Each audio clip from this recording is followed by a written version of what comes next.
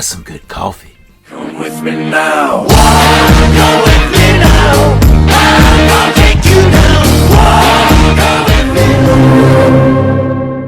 All right. Let me catch you guys up on what's going on. I've recently got back from Florida. I was on a hurricane deployment being an adjuster instead of a truck driver. But guess what, guys? They don't call me Trucker Jim for nothing. We got a bag of food, a big container full of trucking stuff, computer gear, clothes, bed sheets. That's right, it's time to get back trucking.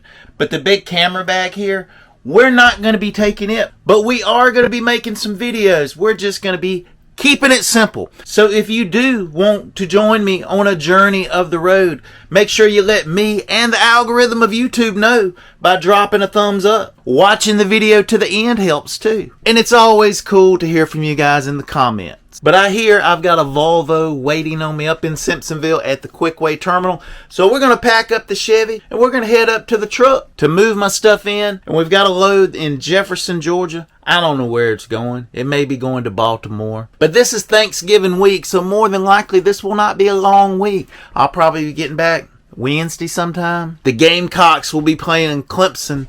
And oh my goodness, this deserves a video in itself. But the South Carolina Gamecocks shocked the college football world by not just beating Tennessee, the number 5 ranked team in the nation, previously the number 1 ranked team in the nation, an offense that many had called unstoppable. Well, the South Carolina defense stopped them a few times. And the Gamecock offense was the one that looked unstoppable to me. But that's not what this video is about. You guys ready to get back trucking? Let's do it. And here we are in Simpsonville. I know there's a lot of memes about Volvo truck drivers compared to Peterbilt truck drivers. But I don't really care about all that. But look who's with me. Oh, Damon, check out the new truck. Woo! I like it. This interior sort of looks like the Chevy. This one's okay. Got a sunroof, nice little storage, and a refrigerator. Freezing, nice and cold already.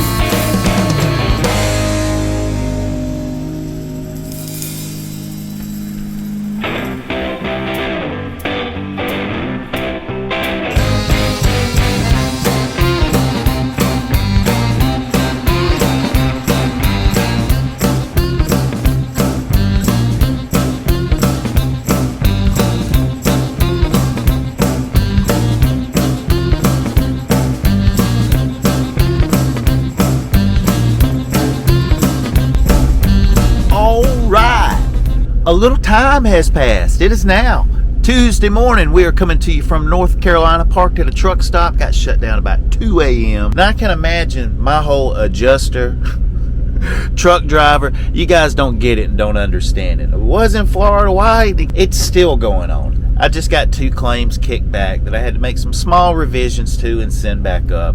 And that has been a regular occurrence. But we're not going to get into all that because I'm done and I'm caught up for now. But this morning, we've got ourselves a teachable moment. But here's what we are working with. Check this out.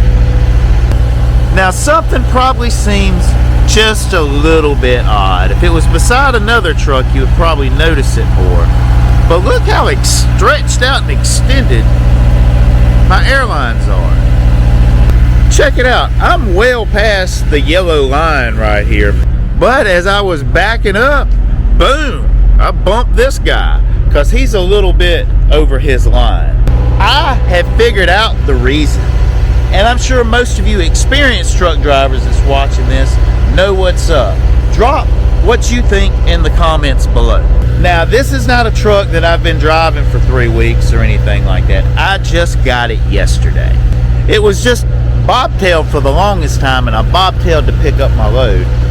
And I was like, wow, that's a lot of space right there. The reason is the position of my 5th wheel. That, y'all, is the 5th wheel. And look at it. It's all the way back, as far as it can go. That created the existence of our current situation. So what we need to do is slide the 5th wheel. Now, sliding the 5th wheel is different than unlocking the 5th wheel and unhooking. That's pulling this bar. To slide this, we have to go inside the cab. But before we go inside the cab, we must do something if we want to indeed be able to slide this 5th wheel. You know what that is? You want to drop what you think in the comments below? An early step in the 5th wheel sliding process is to lower the landing gear. And the reason is the trailer will be able to support itself with the landing gear down versus the 5th wheel supporting the trailer's front end.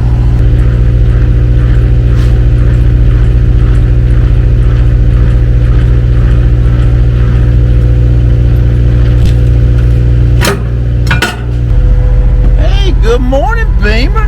How you doing, buddy? Hey, I need to get in. Hop over. Hop over. Get over. Go. Thank you, sir.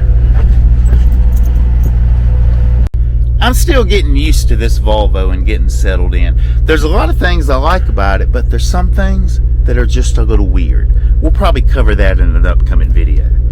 But I've got something in my box that I bet most of you don't have. It's this thing, which came from Tractor Supply, which I must admit, I am a bit of a fan of Tractor Supply.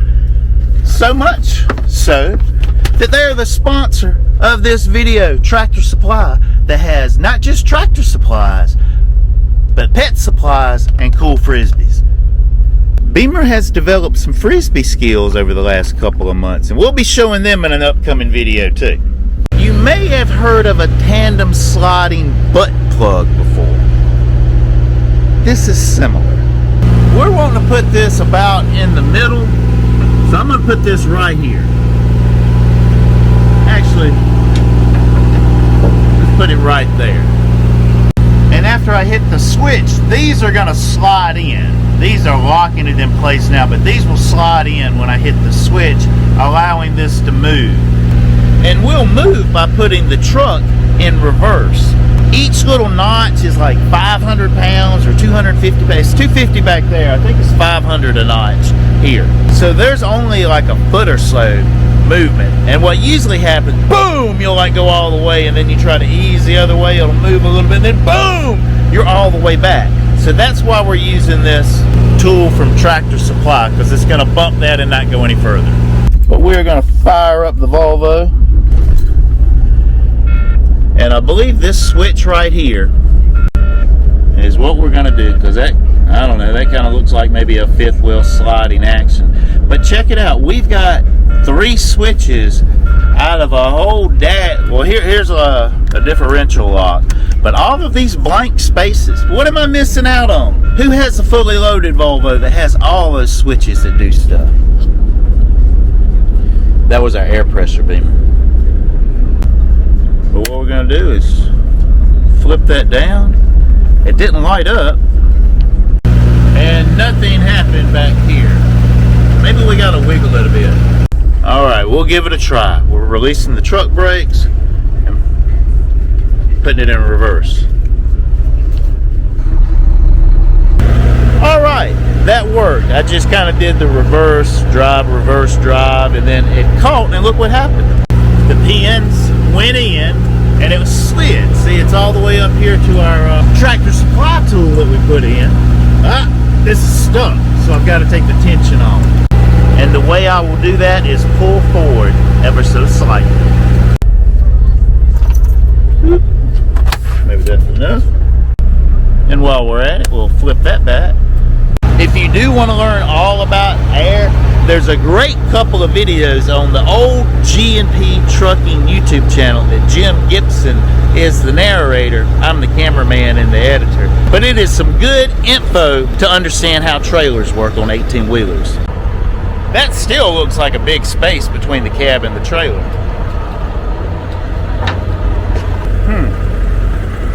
I think I might just go all the way with it and try that. Fifth wheel is slid all the way forward versus all the way back. And well, that looks about right. We do want to remember to flip the switch inside and confirm that our pins come out, because you don't want this sliding when you go stopping. That could potentially cause you some problems. And we are going to just ease forward to make sure all that's locked. We'll throw it in a little reverse too. Alright, I heard it there. We're locked in place. You want to run around, Beamer? Stop! Beamer!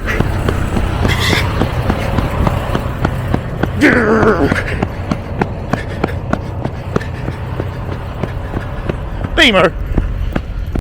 You got to stop doing that, Beam. He does that a lot. We'll get the Frisbee and take off running with it.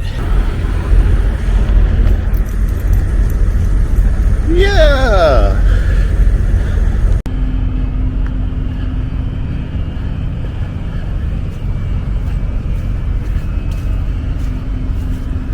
Well, alright. Well, that's going to be a wrap on this video. I hope you guys enjoyed it. You had a little musical montage of me making coffee in the camper. It is some good coffee. I ain't gonna lie. And maybe we'll give an official truck tour as I get things organized. I am having a little problem with my radio. Let's touch on this before we end this video. Here's what's going on. This radio, which is not your normal radio that always shows up as DEA 500 as your Bluetooth. This one shows up as Volvo truck. It's got a menu button in the bottom right hand corner right here. Hands-free. Now there's also this where you can plug in a 3.5mm headphone jack and USB. But my challenge, it seems like I can't stream music. I can have phone calls over the Bluetooth system in the truck, no problem. But the only buttons are radio, and that toggles through 3 FMs and AM, a weather channel. CD aux just goes to aux 2. That's all it ever does. If I have it plugged up here, it says unsupported. And then the audio button here, you know, does your bass levels and everything. Someone that's had this Volvo radio before, please let me know what the deal is in the comments. But I appreciate all of you making it to the end of the video. Beamer and I will see you in the next one. It probably won't be before Thanksgiving, so everyone have a happy Thanksgiving weekend. So good luck to your team, go Cox, and we'll see you in the next video. But until then, be safe out there and keep on trucking. Everybody going through a little something, something, sing a little song.